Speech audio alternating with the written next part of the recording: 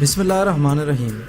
अगर पाकिस्तान और भारत के दरमियान जौहरी हथियारों की जंग होती है तो इसके नतीजे में कितनी तबाही होगी और उसके क्या क्या असरात इस दुनिया पर रह जाएंगे। न्यूक्लियर बॉम्ब्स की रेडिएशन इतनी ख़तरनाक होती हैं कि वो एटम्स के अंदर से इलेक्ट्रॉन्स को हटा सकती हैं, यहाँ तक कि हमारी बॉडी के अंदर मौजूद डीएनए को चोट पहुँचा सकती हैं। तो क्या होगा अगर पाकिस्तान और इंडिया दोनों न्यूक्लियर बॉम्ब्स का इस्तेमाल करें? ये जानने के लिए ज़रूरी है कि हम पहले ये जान लें कि एटॉमिक बॉम्ब काम कैसे करता है। एक एटॉमिक बॉम्ब में दो किस्म के आइसोटोप्स होते हैं, एक है यूरेनियम और दूसरा है प्लूटोनियम। इन बॉम्ब के अंदर आइसोटोप्स में हल्का सा धमाका होते ही इसमें चेन रिएक्शन शुरू हो जाता है।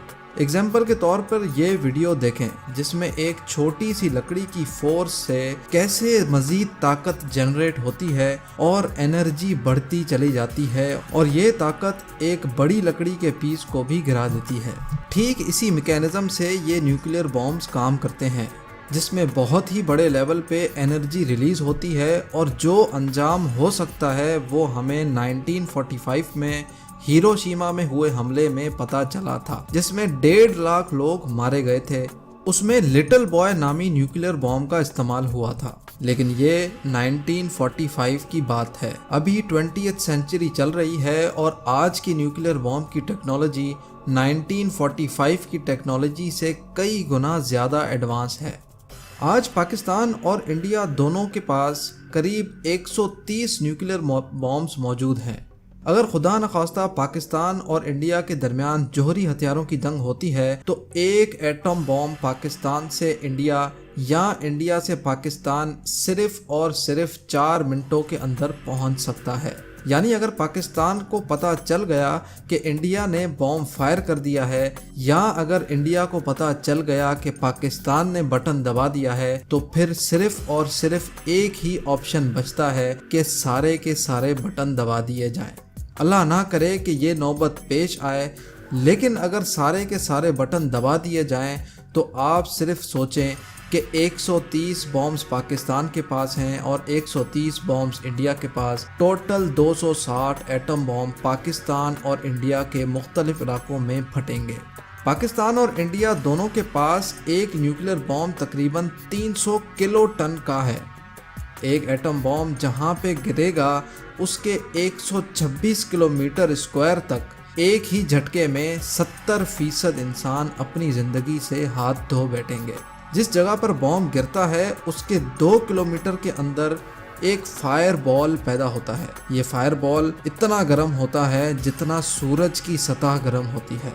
याद रहे ये सिर्फ वो तबाही थी जो सिर्फ एक बॉम्ब से पेश आएगी।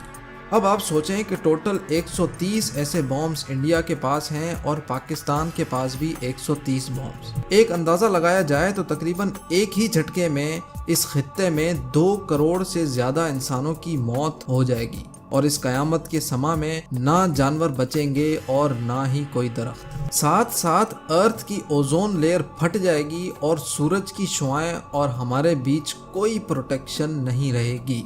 हमले से पैदा होने वाले रेडियो एक्टिव पार्टिकल्स आसमान में फैल जाएंगे, जिसकी वजह से जगह जगह पर एसिड रेन होना शुरू हो जाएगी, जिसके नतीजे में ज़मीन के इस खित्ते पर मौजूद अगले 70 सालों तक कोई प्लांटेशन नहीं हो पाएगी और हमारी इस पूरी दुनिया की 1/3 पॉपुलेशन को खाने पीने की रसाई ख़त्म हो जाएगी। साथ ही साथ इंसानी डीएनए चेंज होने की वजह से अगली कई नस्लों तक बच्चों की पैदाइश या तो रुक जाएगी या अगर हुई भी तो ऐसे बच्चे पैदा होंगे जो जिस्मानी तौर पर एबनॉर्मल होंगे।